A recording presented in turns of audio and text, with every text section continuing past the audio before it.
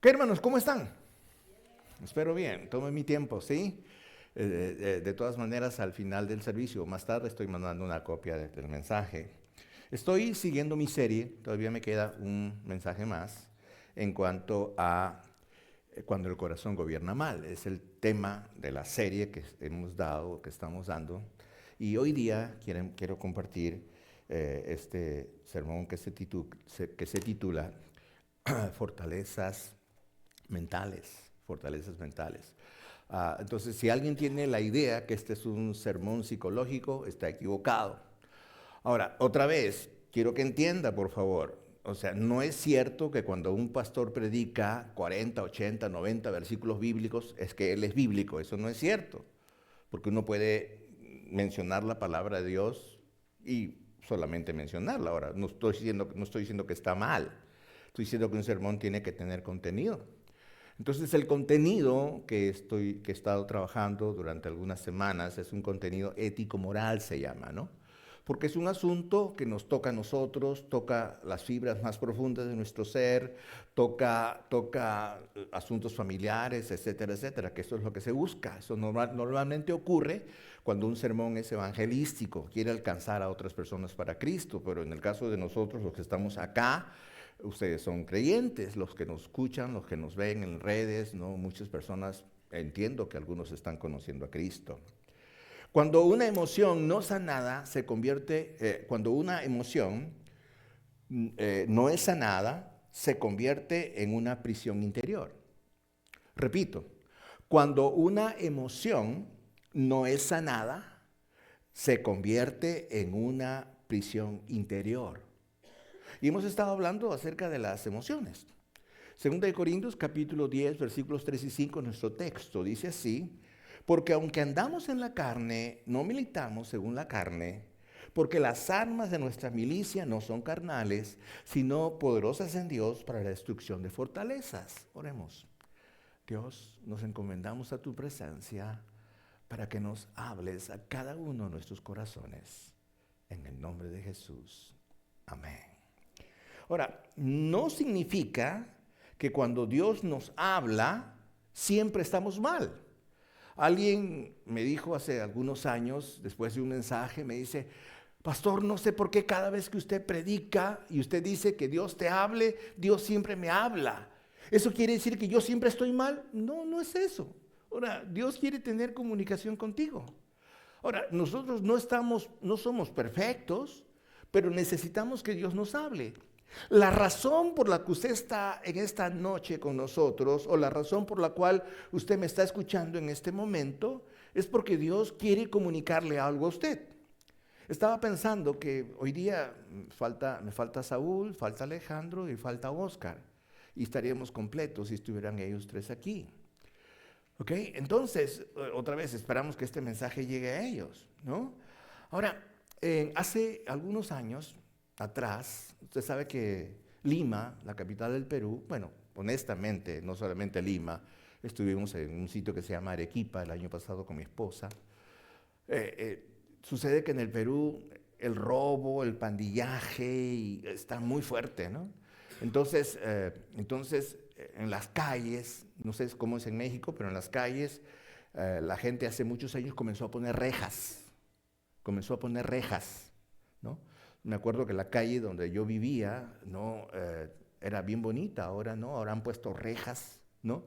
Entonces, cuando uno quiere llegar a la casa, uno va a visitar, uno tiene que pedir permiso. Bueno, en el caso yo no vivo ahí, uno tiene que pedir permiso para entrar por las rejas, ¿no? Y las personas que están dentro de las casas hicieron esto porque se sienten inseguros. Los ladrones comenzaron a meterse a las casas y comenzaron a robar, entonces ellos pusieron rejas para evitar que los ladrones salgan rápido. Han pasado años, Lima se ha convertido en una ciudad muy insegura en ese sentido, pero lo peor es que la gente que puso las rejas ahora no solamente siguen estando inseguros porque los ladrones no dejan de robar, ahora no solamente roban, te asaltan y te matan por un celular. Ahora, tanto es así de que hubo vi en una noticia que hubo un incidente dentro de una casa y la ambulancia no podía entrar porque había habido un problema con la reja y los que estaban adentro no podían salir. O sea, los que estaban adentro estaban prisioneros. Una casa o un lugar que se había construido de alguna manera para hacer protección, con el tiempo ha llegado a tener rejas, cerrojos, cámaras y muros. Esa es la realidad, por lo menos yo pienso que estoy hablando de la realidad que hay en el Perú. Yo creo que México es algo parecido. Gracias a Dios, hermanos, gracias a Dios que todavía en este pequeño lugar no es así. Gracias a Dios que no es así, ¿no es cierto? Ahora, pero qué difícil es. Qué difícil es cuando aquello que debe ser seguro para mí se convierte en inseguro. ¿Me entiende usted? Se convierte en inseguro. Ahora, ¿qué tiene que ver esto con lo que vamos a decirle? Primero que nada, ¿por qué hacemos lo que hacemos? ¿Por qué contestamos como contestamos? ¿Por qué de pronto intentamos hacer cosas que no dan resultado?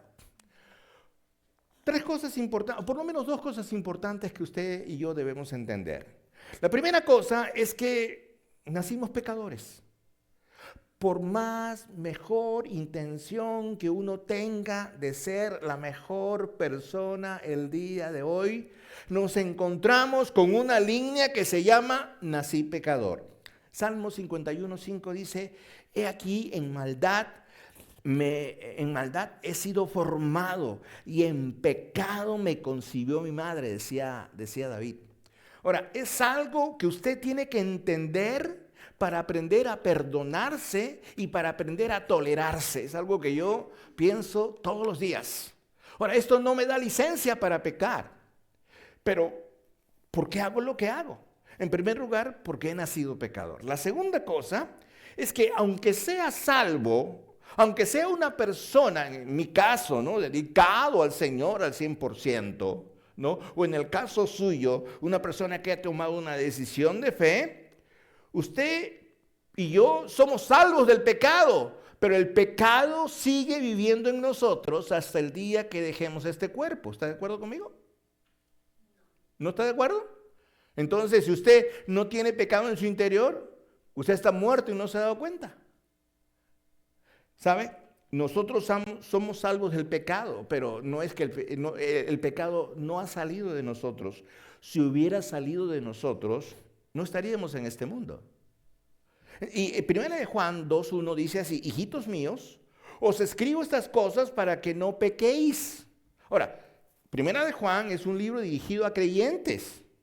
Y Juan, con un espíritu paternal, le dice a la congregación, hijitos, les escribo a vosotros para que no pequéis. O sea, los hijitos sí pecaban. Y dice, más adelante, si alguno hubiere pecado, o sea, Juan tiene la sospecha de que la gente a su alrededor, aunque eran sus hijitos, personas que conocían al Señor Jesús, dice, y si alguno hubiere pecado, ¿qué cosa dice? Abogado tenemos ¿para quién? Para con el Padre. ¿A quién? A Jesucristo. ¿Me entiende usted? Entonces, ¿por qué hacemos lo que hacemos? ¿Por qué? Porque nacimos pecadores. ¿Por qué? Porque aunque somos salvos del pecado, el pecado no ha salido de nosotros. Y también por las conductas aprendidas en el hogar. Y todo esto nos da como resultado el tener fortalezas mentales. Quiero explicarle qué son fortalezas mentales. No quiero que el mensaje sea complicado para usted en esta tarde, pero quiero que entendamos cuál es la razón, después que hemos visto diferentes tipos de emociones descontroladas, ¿no? ¿Por qué todavía, después de haber entendido que estas emociones me hacen daño, todavía permanecemos en una actitud negativa? ¿Qué es una fortaleza mental? Según de Corintios 10:5, el versículo que hemos leído, dice, derribando argumentos y toda altivez que se levanta. La Biblia fue diseñada, fue hecha para que nosotros la pudiéramos estudiar y entendamos estos principios. no son principios filosóficos de Buda, no son principios de Mahoma, son principios que vienen de Dios. Entonces, ¿qué son fortalezas mentales? Bueno, diríamos que son pensamientos conscientes e inconscientes que tenemos todos nosotros. Usted en este momento está pensando posiblemente en lo que estoy diciendo, o posiblemente tiene alguna cosa ahí en su mente interior que le está diciendo que hay algo que usted no ha hecho.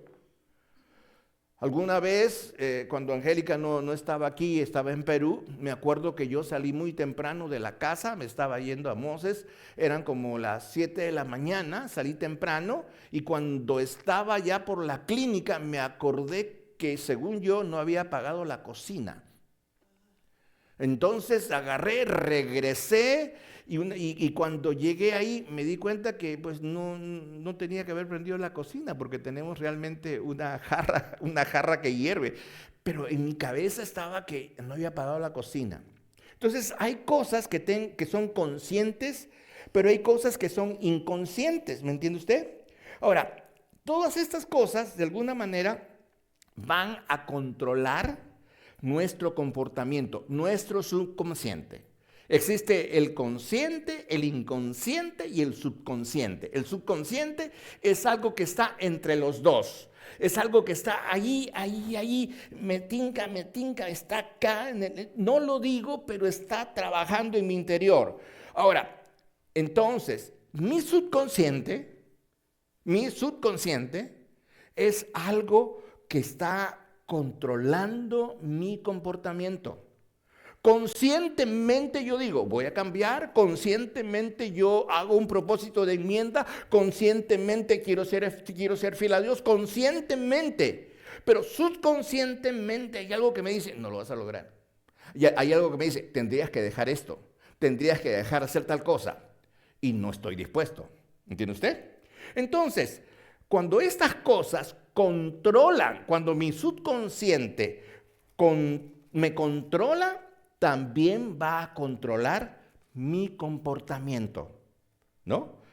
Y a esto le llamamos fortalezas mentales, que son el fruto de nuestras malas experiencias.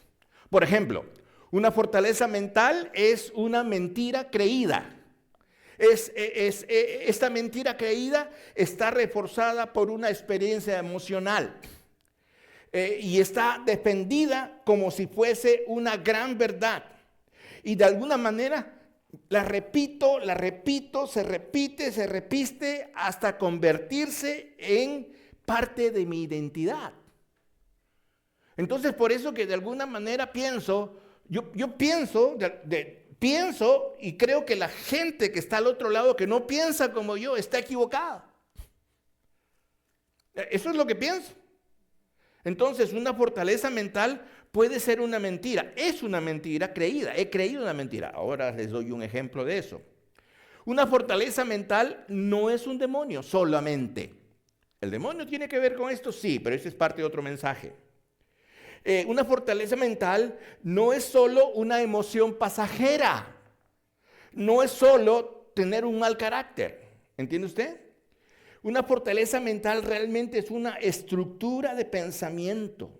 Es una estructura ahí en tu pensamiento, ¿no es cierto? Ahora, otra vez hay todo un conjunto neurológico dentro del cerebro que obviamente forman también las fortalezas mentales. Ese es parte de otro mensaje que también tengo. Entonces, voy a darles un ejemplo de una fortaleza mental.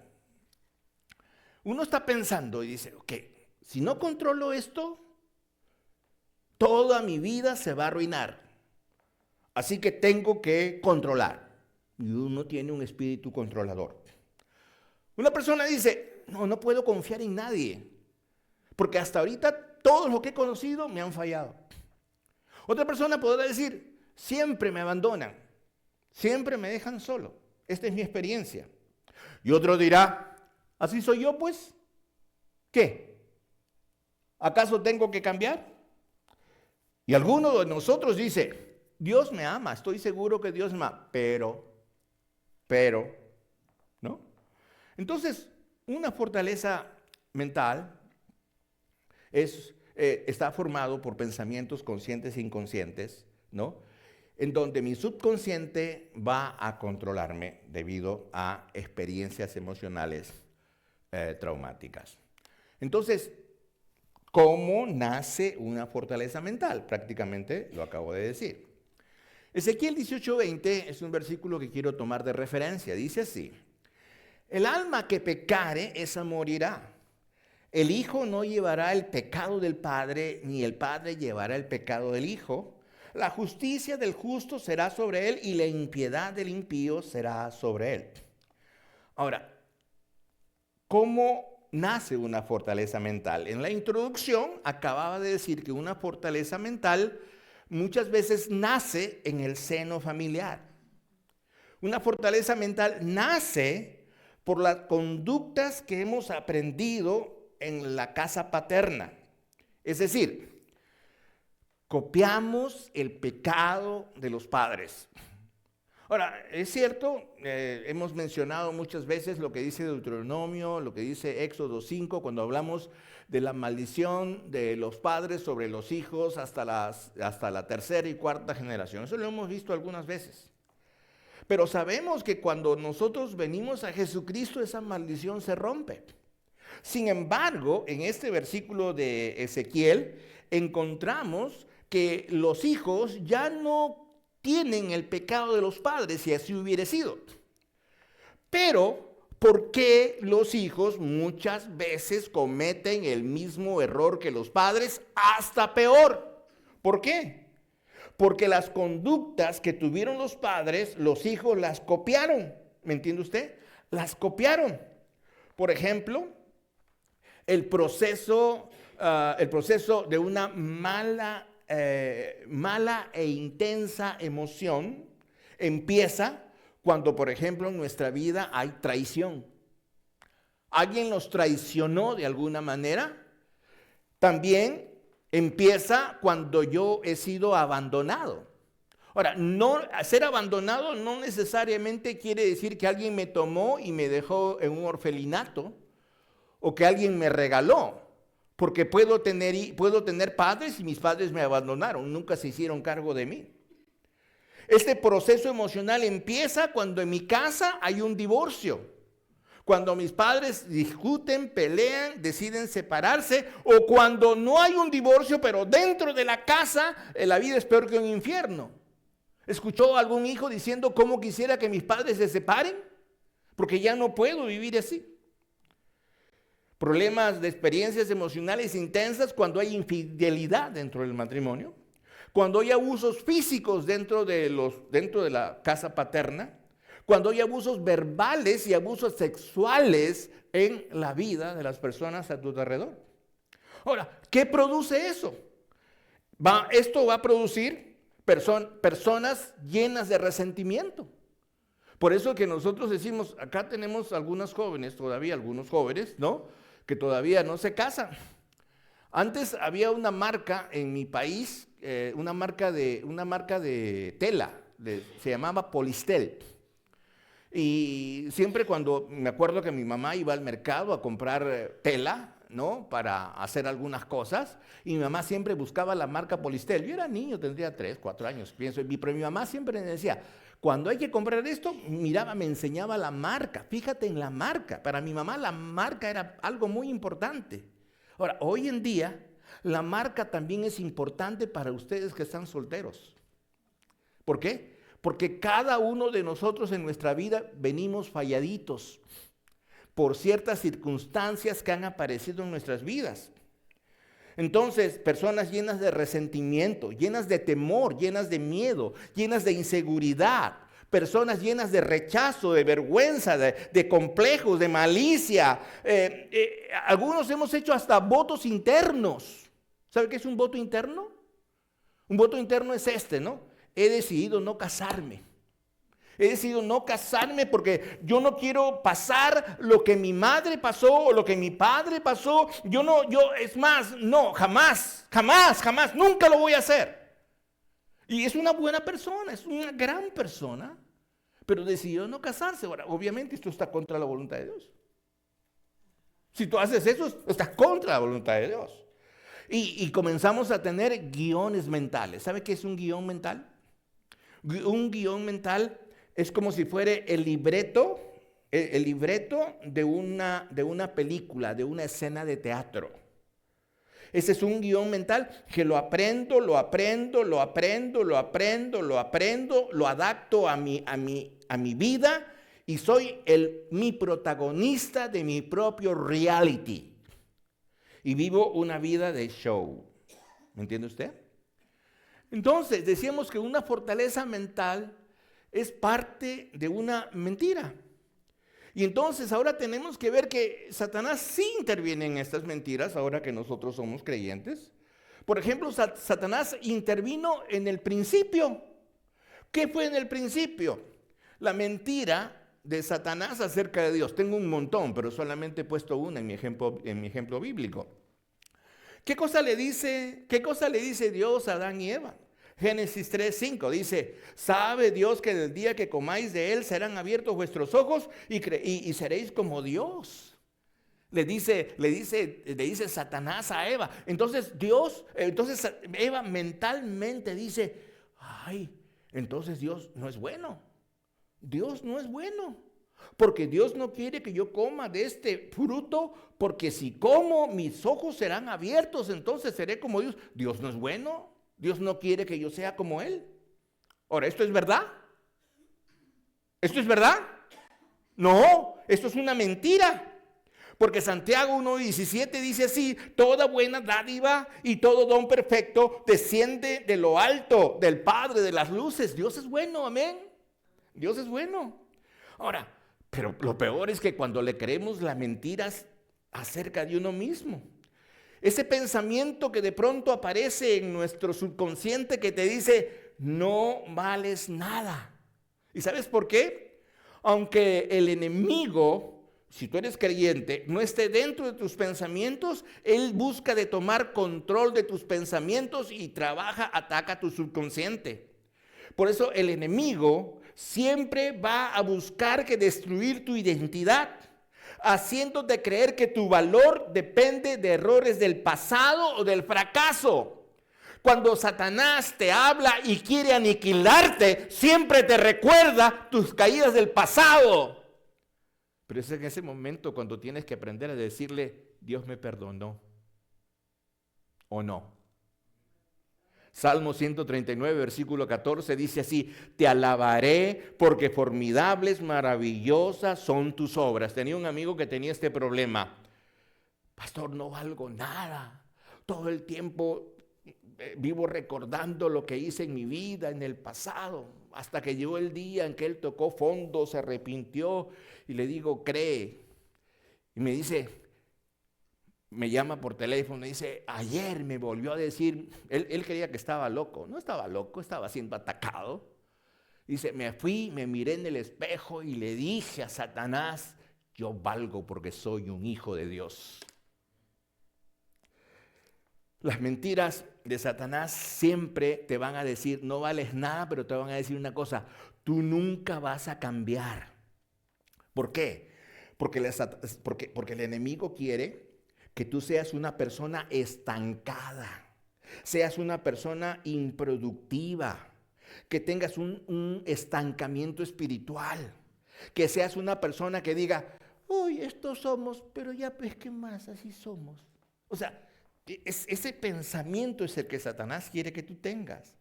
Filipenses capítulo 1, versículo 6 dice, el que comenzó en vosotros la buena obra, la perfeccionará. Dios está trabajando la mejor obra, está haciendo la mejor obra. La verdad, Dios sigue trabajando aunque el proceso no haya terminado. ¿Crees eso? La otra cosa, Satanás siempre va a tratar de influenciar haciéndote pensar, estás solo, no le importas a nadie. Si te mueres no va a pasar nada. Nadie se preocupa por ti, estás solo. Bueno, cuando una persona cree eso, ¿sabe lo que hace? ¿Sabe lo que hace? Se aísla. Es como si alguno de ustedes de pronto se levanta quiere escuchar el mensaje, pero como se siente tan solo, se va a la parte final de la iglesia y de ahí trata de escuchar el mensaje. ¿Me entiende usted? No, ¿por qué? Porque esta es una mentira que alimenta el aislamiento y la desesperanza. Prefiero quedarme en mi casa porque cuando llego a la iglesia nadie se va a interesar en mí. Yo no importo a nadie. Equivocación. Hebreos 13:5 dice así: no te desampararé ni te dejaré. ¿Quién te lo dice? Dios. Dios te dice: yo voy a permanecer contigo aún cuanto las personas te fallen. Yo nunca te voy a dejar. ¿Crees eso? Otra mentira acerca de uno mismo es que te va a decir así: Dios ama a otras personas, pero no te ama a ti. ¿Te has sentido así alguna vez? Porque esta es una mentira bastante destructiva. ¿Por qué? Porque ataca el amor de Dios. Tanto así que tú llegas a preguntarle: Dios, ¿por qué me sucede esto a mí? ¿Por qué yo? ¿Por qué tengo esto? Le empiezas a enumerar y le empiezas a reclamar como si Dios fuera el culpable de lo que te sucede. ¿Sabe? El amor de Dios, quiero que entienda una cosa y lo entienda para toda la vida. El amor de Dios no se gana, el amor de Dios no se pierde. El amor de Dios se recibe. ¿Está de acuerdo conmigo? Se recibe. Por eso Romanos 8:38 y 39 dice así: nada nos podrá separar del amor de Dios. Nada. ¿Me comprende usted? Ahora, hay mentiras que le creemos al diablo acerca de otros. Acerca de otros. Sí. Por ejemplo, he escuchado personas que dicen: este nunca va a cambiar. ¿Cuántas veces usted ha dicho algo de sí o algo de alguna persona que usted ama o quiere o dice: este nunca va a cambiar? ¿Sabe por qué? Porque el enemigo quiere que tú pierdas la esperanza en la obra de Dios en otras personas. Vamos a evangelizar. Ya tienes tus 3 por Cristo. Háblales de Cristo. No, pero ¿para qué? ¿Acaso me van a escuchar? ¿Cuántos de ustedes han pensado eso? ¿Por qué? Porque usted dice: me gustaría que esta persona conozca a Cristo, me gustaría que esta persona entienda, me gustaría, pero no. ¿Por qué? Porque la mentira que Satanás está trabajando es acerca de otros. Porque el enemigo quiere que pierdas la esperanza en la obra de Dios en otras personas. Según de Corintios 5:17, ¿qué cosa dice? Si alguno está ¿en quién? En Cristo, nueva criatura es. Y hay una verdad: Dios sigue transformando vidas, amén, aunque el proceso no sea inmediato. ¿Entiende usted? Aunque el proceso no sea inmediato, Dios sigue transformando vidas. Mentiras acerca de otros. Esa mentira es cuando te hablan al oído y te dicen una cosita así: tú eres mejor que el resto, tú eres mejor que ellos. ¿Sabe qué sucede cuando eso viene a tu oído? Es una mentira que alimenta tu orgullo y el juicio que tú tienes de los demás. De pronto te encuentras hablando como si fueses Dios. Es más, hasta te das el lujo y le corriges a Dios.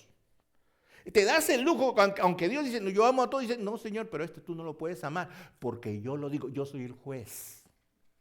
Y hay gente que no se da cuenta de tremenda barrabasada que dice o que piensa.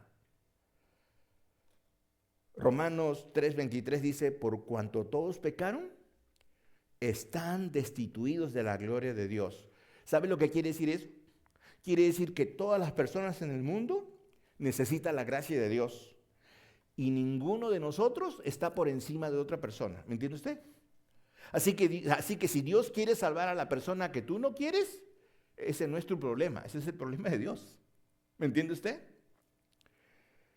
Otra mentira acerca de otros es cuando decimos: esos o ese no merece misericordia ni perdón. ¿Por qué? ¿Qué es el trabajo del enemigo?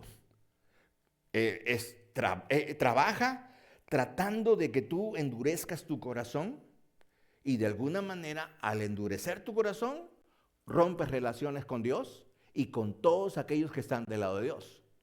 Por eso es que de pronto te conviertes en alguien que ya no puede escuchar los mensajes, ya no puedes discernir, porque todo tiene que ser pasado por tu filtro, que es humano, no es un filtro espiritual. ¿Me entiende usted? Ahora, la verdad es esta, hay una sola verdad. Número 1, Dios nos manda a perdonar como Él nos perdonó. ¿Está de acuerdo con eso? Ahora, si usted no puede perdonar como Él nos perdonó, usted nunca fue perdonado. Ay, pero ¿cómo puedes poner en tela de juicio mi salvación? No pongo en tela de juicio tu salvación. La Biblia dice, por su fruto lo conoceréis. Efesios 4:32, esto que está aquí es un mandamiento. Esto no es una expresión de agrado para que tú digas voy a estar bien con Dios. Dice, antes sed benignos unos con otros, misericordiosos, perdonando, ¿qué cosa dice? Unos a otros. Eso es. ¿Me entiendes tú? Pero claro, somos capaces de decir, estos no merecen misericordia. Otra mentira acerca de otros dice, esta es la popular. Si te hicieron daño, entonces tienes derecho a vengarte. ¿Usted qué dice? Si te han hecho daño, ¿tienes derecho a vengarte? Bueno, esa es una mentira que justifica el resentimiento. El enemigo trata de que tú seas una persona que ande resentida todo el tiempo. Ya te he explicado lo que hace el resentimiento, ya te he explicado lo que hace una emoción descontrolada. Te tuye, quiebra tus huesos, te endurece el cuerpo, eres una persona enfermiza, tu barrera contra las enfermedades está rota, en fin. Ahora, quiero que entiendas, Romanos 12:19 dice así, no os venguéis vosotros mismos, más, dice, mía es la venganza, yo pagaré, dice el Señor. ¿Sabe lo que quiere decir esto? Quiere decir que la justicia pertenece a Dios, no nos pertenece a nosotros. Dios ha dicho que si te hacen algo, Él se va a encargar. Otra mentira. Esa mentira que a veces viene por el miedo, cuando dice, todos buscan hacerte daño. Todos quieren tu dinero. Todos quieren tu influencia. Todos quieren saber qué le vas a dar. Todos quieren hacerte daño. Entonces, tú te conviertes en una persona desconfiada, en una persona aislada y una persona fría, porque tienes desconfianza de todo el mundo, ¿me entiendes tú? Ahora, el amor de Dios es una emoción, ¿no? In situ, que decide confiar y esperar lo mejor de todos. Eso es lo que hace el amor de Dios, ¿no? 1 Corintios 13:7, ¿qué cosa dice? El amor, ¿qué cosa dice? Todo lo cree, todo lo espera, todo lo soporta. ¿Ok? Una mentira más. Un Dios te ama a ti, te ama a ti. Oh, Dios ama a otros más que a ti. Dios ama a otros más que a ti. Ok, entonces, cuando eso sucede, tú te vas a encontrar como una persona que hace comparaciones, ¿no? Dios hace que tú te compares. Y cuando tú empiezas a compararte, aunque no me creas, empiezas a tener envidia por otras personas. ¿Y cómo esta persona que no viene a la iglesia, Dios le bendice? ¿Y cómo esta persona que no diezma, Dios le ayuda? ¿Y cómo sabes tú que no diezma? ¿Y cómo sabes tú? ¿Me entiendes? O sea, esa mentira nos hace pensar de esa manera. Ahora, quiero que entienda. Hechos 10:34 dice, Dios no hace excepción de personas. ¿Sabe qué cosa quiere decir? Para Dios todos somos iguales. Entonces, la verdad, el amor de Dios es pleno y justo para todos. ¿Me comprendes tú? Entonces, otra vez, las mentiras que le creemos al diablo muchas veces son mentiras acerca de Dios, mentiras acerca de uno mismo, mentiras acerca de otros. Entonces, cuando yo me creo esa mentira, ese es el proceso mental que viene, entonces yo tengo que protegerme. Porque la mentira que he creído hace que yo me proteja. Es como una tortuga que se mete dentro de su caparazón, ¿me entiendes tú? Entonces hace que pienses, yo no necesito a nadie. No necesito ni de la iglesia, no necesito ni de los amigos, no necesito a nadie, ¿no? Y por último, te hace creértelas diciendo, ellos pueden fallar, yo no puedo fallar. Yo no puedo fallar. Ahora, por otro lado, estas mentiras me hacen también tener una interpretación equivocada de la vida. Entonces, sabemos personas que nos encontramos diciendo, esto fue mi culpa, yo no valgo nada, yo no soy suficiente. Entonces empiezan a repetir, la palabra es, empiezan a rumiar esta expresión en lo profundo de su inconsciencia, la cual se le revela en el subconsciente. Entonces, de pronto uno dice, pues, la emoción pasa, sí, la emoción va a pasar, pero la mentira va a quedar. Y cuando la mentira se queda, se forma la fortaleza mental. Se forma la fortaleza mental. Y eso es lo que pasa, por eso leí el libro de Ezequiel 18:20, ¿no? Cuando dice, el alma que pecare, esa morirá. El hijo no llevará. Pero como el hijo ha vivido circunstancias terribles dentro del hogar, como nosotros, tú y yo, hemos sido personas emocionalmente vulneradas, abusadas sin querer. Y digo sin querer porque yo no creo que mi padre, cuando me dijo una mala palabra, tenía una mala intención, sino que esa era su manera de decir, así te crío, así te crío. Y por eso algunos hombres tenemos la desdicha de decir, así me crió mi padre, yo haré lo mismo. ¿Y tú crees que tu padre hizo algo bueno? El tratarte y el hacer eso, ¿qué hizo? Entonces otra vez, así se forma una fortaleza mental. Chicas o señoras que de pronto tienen una mala relación en el hogar, ¿no? Porque el padre trató mal a la madre y por lo tanto en el esposo ven todo lo malo del padre. Lo reflejan, lo miran y tratan de sacar y apuntar cada cosita que hizo el padre, porque están viviendo la mala experiencia de la madre. ¿Quién fue culpable ahí? ¿El padre o la madre? ¿O el hijo? La madre. La madre por aguantar. Pero ¿quién se lo va a decir? Mi madre es santa. Mi madre es santa. No, jamás, nunca. Ella sufrió. Para que yo sea alguien. Pero mira quién te hizo. Efesios capítulo 6, versículo 14 y 18 dice así. Manténgase firmes, ceñidos con el cinturón de la verdad y protegidos con la coraza de justicia. Hermanos, si esto está pasando en su vida, manténgase firmes. Ahora, algunos ejemplos, tengo poco tiempo, algunos ejemplos, ¿no?, de personajes bíblicos en ese sentido. Por ejemplo, voy a tratar de ir rápido, ¿ok? Por ejemplo, Satanás influyó, ¿no?, en David. David, sí, estamos hablando primera de Crónicas capítulo 21, versículo 1, ¿no? ¿Por qué? Dice la Biblia que David era conforme a la voluntad de Dios. Entonces, cuando uno tiene la idea de David, que dice que era conforme a la voluntad de Dios, era como que si Dios tenía un sueño y David era su sueño.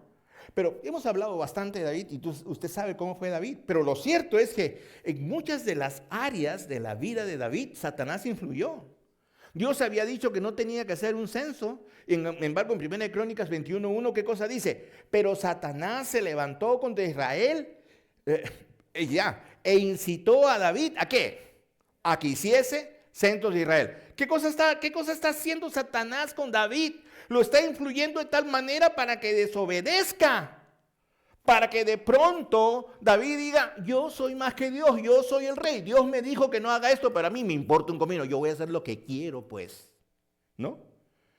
Entonces, ¿cuál era la fortaleza en ese momento? La fortaleza mala de David, su fortaleza mental era pensar, yo soy más que todos porque soy el rey y no me importa lo que Dios diga. ¿Cuántas veces te has burlado de la voluntad de Dios en tu vida, aún sabiéndola? ¿Sabe qué? ¿Sabe cuál es la razón por la cual a muchos no les gusta el estudio bíblico o no les gusta estudiar la Biblia? Dicen, yo estudio la Biblia, porque algunos hasta se pueden quejar. Lo que me enseñas no es suficiente. No, no es suficiente. Nunca va a ser suficiente. Pero algunas personas piensan así, ¿no? O sea, no, es que yo no quiero que me den lo que yo quiero. No puedes, así no sucede. ¿Que quién eres tú? David. David. O sea, tú sabes más que la voluntad de Dios para ti porque eres como David. ¿Qué pasó con Gedeón? Gedeón tenía una fortaleza que se llamaba la inferioridad. Gedeón tenía un profundo complejo de inferioridad. Era esa persona que decía, yo no sé nada, yo no quiero hacer nada, yo no sé, pues, ¿no? Ahora, en Jueces capítulo 6, versículos 13 al 15, no se lo voy a leer. Gedeón empieza a sentirse mal, va a haber una guerra. Él dice, yo soy el menor, mis padres solo me tienen a mí, ¿por qué me vas a mandar a la guerra? Yo voy a morir, yo no voy a hacer nada. Esto no era humildad. Cuando usted mira la vida de Gedeón, dice, qué hombre tan humilde. No, ese era su libreto interno, su guión interno que le decía, no, tú no puedes hacer nada, tú eres un neófito, un cero a la izquierda. Pero si usted mira el libro allí de Jueces, dice, el Señor está contigo, varón esforzado y valiente. ¿Sabe qué? Dios nunca va a reforzar tu mentira. Dios siempre la va a confrontar. Judas tenía una fortaleza que se llamaba traición, que era la falta de lealtad. Muchos Judas han salido de esta iglesia, ¿no? Sí, porque están afuera y todavía siguen hablando.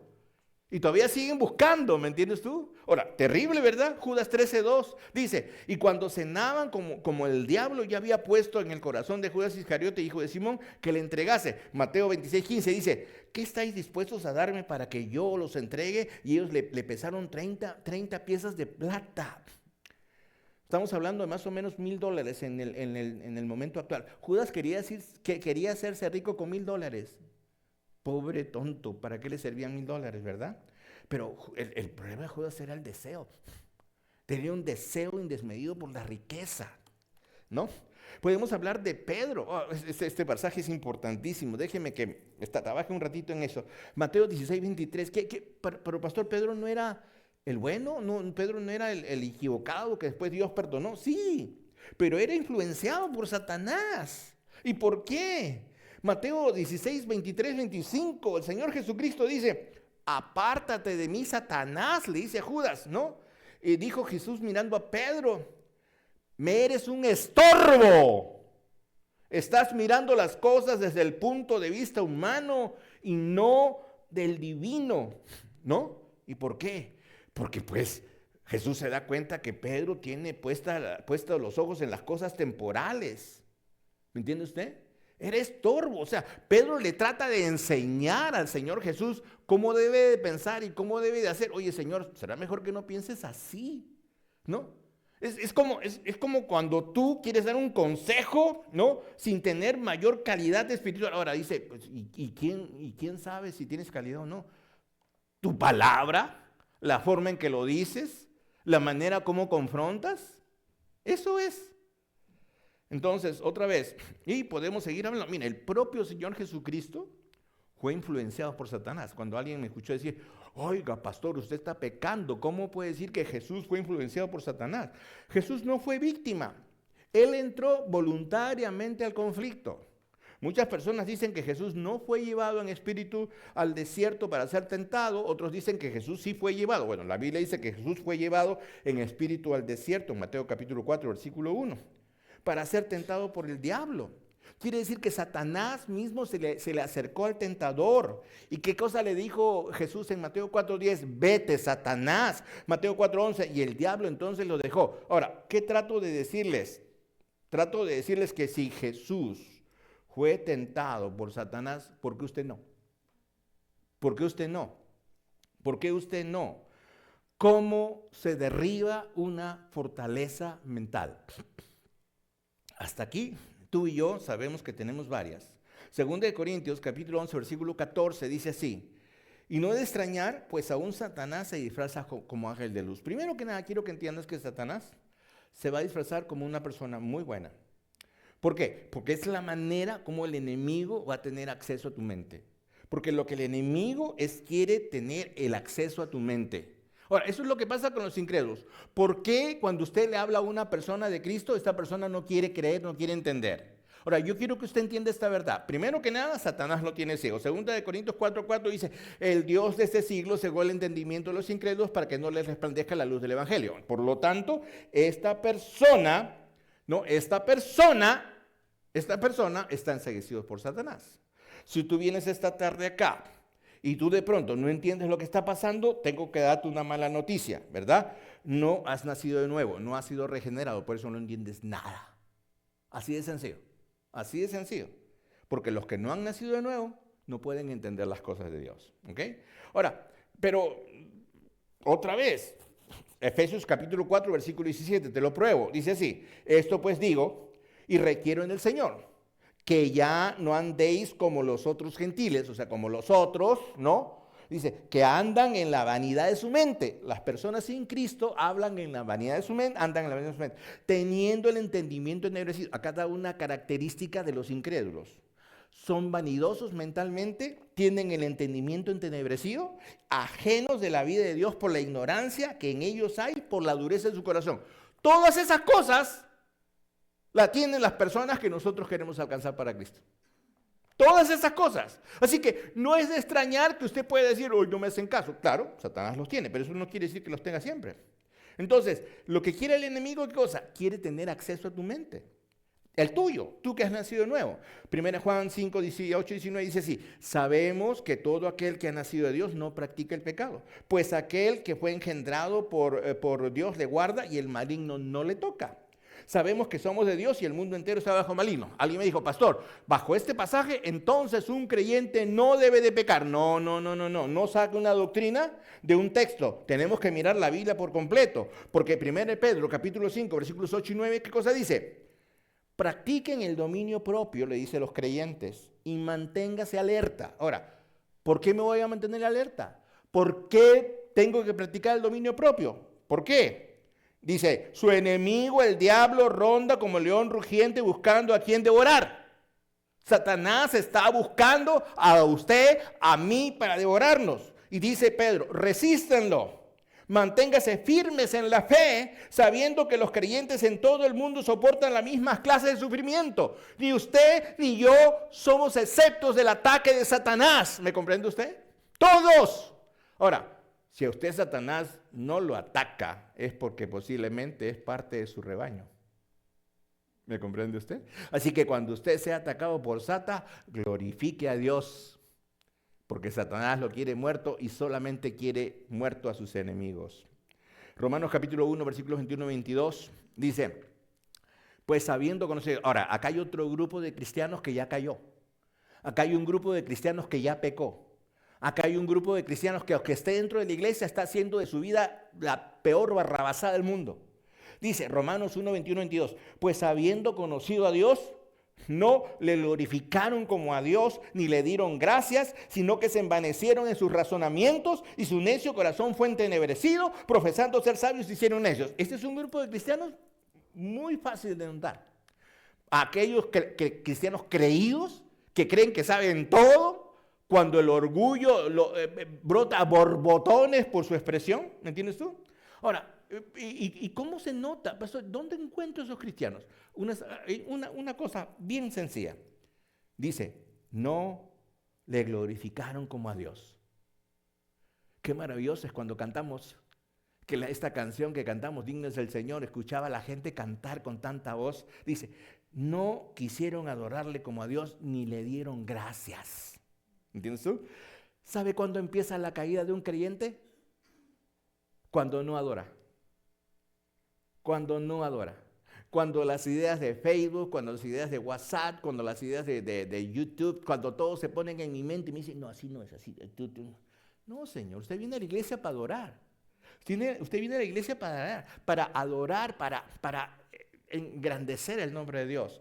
Entonces, recuerdas una cosa.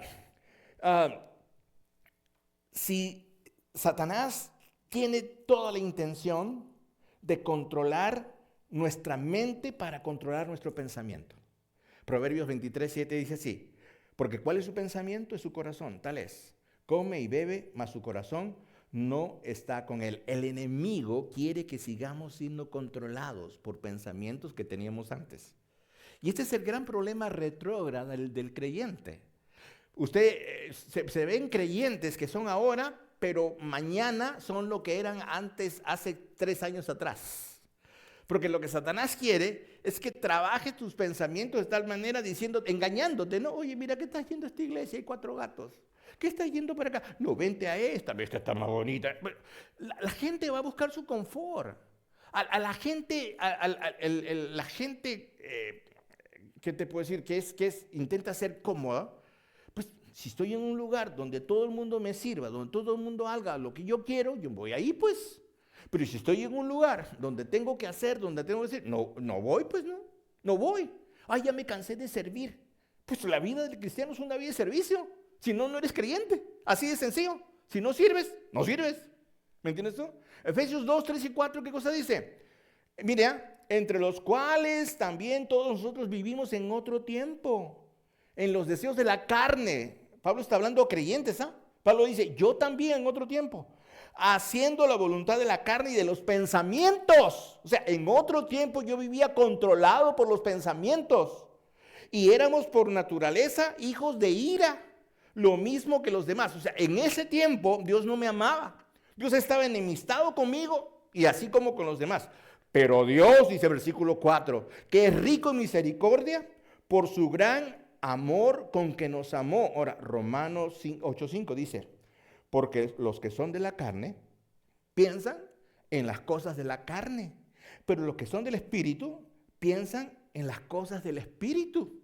Entonces un creyente genuino de corazón, ¿no?, gobernado por el Espíritu Santo y no gobernado por su subconsciente, que a veces es gobernado por Satanás, va a pensar así. Salmo 19:14. Sean gratos los dichos de mi boca y la meditación de mi corazón delante de ti, oh Señor. ¿Escuchó ese versículo? Ahora, ¿qué tengo que hacer para destruir esta fortaleza? 5 minutos. Número 1, identifique la mentira que Satanás le ha contado. Identifique la mentira que usted se ha creído, ¿no? Identifíquela. ¿Por qué? Derribando argumentos y toda altivez que se levanta contra el conocimiento de Dios y llevándolo cautivo en todo pensamiento a la obediencia a Cristo. 2 Corintios 10:5. Identifíquelo. ¿Ok? Identifícalo. ¿Ok? No identifiques lo que sientes. Identifica lo que crees. Lo que tú crees. Eso es lo que tienes que ver. El paso número 2. Una vez que encuentras esta mentira, que encuentras esta fortaleza o estas fortalezas, tienes que confrontarla con la verdad. Tienes que confrontarla con la verdad. Bien sencillo. Cuando uno dice, ay, pero yo me siento aprisionado, ya no soy lo que soy, me siento mal, ¿ok? Juan 8:32, ¿qué cosa dice? Y conoceréis la verdad, ¿y la verdad qué te hace? Libres. La verdad, alguno me dice, pastor, entonces tengo que tener pensamientos positivos. No, Señor. No, Señor, no tiene que tener pensamientos positivos. La verdad no es positiva, la verdad es bíblica. La verdad está en la palabra, la verdad no está en los pensamientos positivos. Cuando usted encuentre pensamientos positivos que son buenos, no digo que son malos, pero no son la Biblia. ¿Entiende usted? Satanás también tiene pensamientos positivos. ¿Entiende usted? Entonces, la verdad no es positiva, la verdad es bíblica. Paso 3, solamente 3 pasos.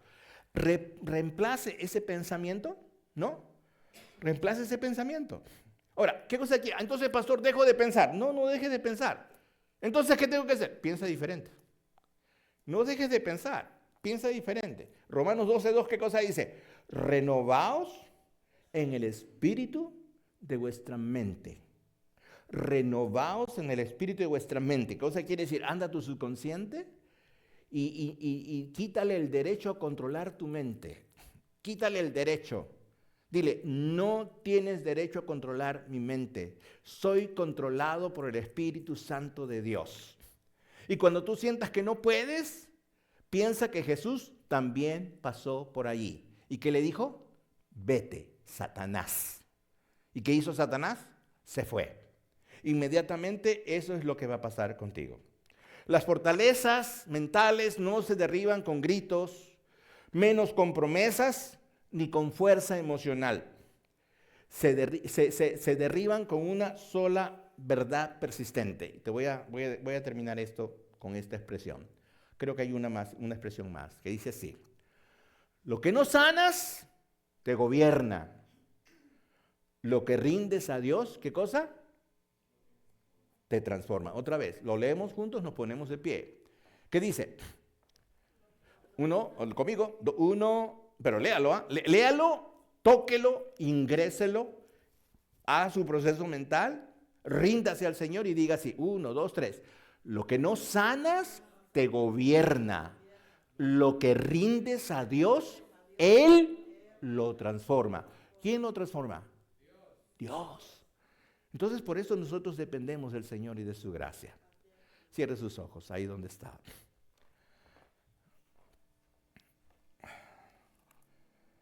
Dígale así al Señor: Señor, hoy no es día para pelear con mis pensamientos. Es el día, Señor, para que usted derribe nuestras fortalezas mentales. Estas fortalezas que me han hecho creer mentiras. Me dicen que soy enfermo, enferma. Me dicen que soy débil. Me dicen que no valgo. Me dicen que soy mejor que otras personas. Me dicen que estoy equivocado. Me dicen que no tengo razón. Me dicen que otros son mejores que yo. Señor, he vivido resentido, aunque de alguna manera me he alegrado contigo, pero ahí en mi subconsciente hay un resentimiento por lo que pasé. Una circunstancia emocional profunda en mi niñez. Un papá, una mamá que aunque me quisieron, no me atendieron. Un papá, una mamá que no me quisieron. Que intentaron ser iguales conmigo, aunque yo era diferente, pero no lo entendía. Hoy vengo a ti. Hoy te pido perdón porque sé, Señor, que he copiado muchas de esas cosas en mi vida. Y sin querer, Señor, a lo largo de mi vida las estoy dando a conocer a la gente a mi alrededor, que no tiene culpa. Mis hijos no tienen culpa de esto. Pero sin embargo, Señor, he seguido persistiendo porque he creído que yo estaba bien. Me he creído la mentira del diablo. Me he creído que todos los hombres son iguales. Me he creído que tú tienes personas especiales que amas. Me he creído que yo no valgo nada. Me he creído, Señor, que yo de repente hasta puedo pensar y discernir mejor que otros líderes espirituales. Pero aquí me tienes sentado en una banca sin hacer más nada, esperando que algo suceda. Me he creído la mentira que para que suceda algo tiene que venir algo sobrenatural, Señor, que me haga saltar y mirar y hacer milagros, cuando esto no es una verdad, Señor. El único que hace milagros eres tú. Me he creído muchas mentiras. Yo vengo en esta noche, Señor, a confrontar esta mentira con tu verdad. Y dice la Biblia que la verdad me hace libre. Yo vengo a someterme a tu palabra y a tu verdad. Gracias, Señor, en esta noche, porque puedo reconocer la mentira. Puedo confrontarla, Señor. Puedo decírtela en esta noche, porque necesito ser libre de esta fortaleza mental que me ha dominado hasta el día de hoy y que me ha hecho ser una persona infeliz, como si esta fuera tu voluntad. Porque tu voluntad no es que yo sea infeliz. Tu voluntad es que yo te ame, Señor, a pesar de mis circunstancias. Por eso te doy las gracias por cada una de las cosas difíciles que me han sucedido. Te doy las gracias porque a la edad que tengo que reconocer que estaba equivocado. Y que ahora, Señor, que soy creyente, puedo, Señor, rendir mis fortalezas mental a tu presencia y gozar de esta relación plena contigo. Gracias, Señor, en esta noche, porque soy libre de aquello que me tenía atado al mal que yo pensaba que era bien. Te doy las gracias en el nombre de Jesús. Amén. Vamos a cantar, hermanos.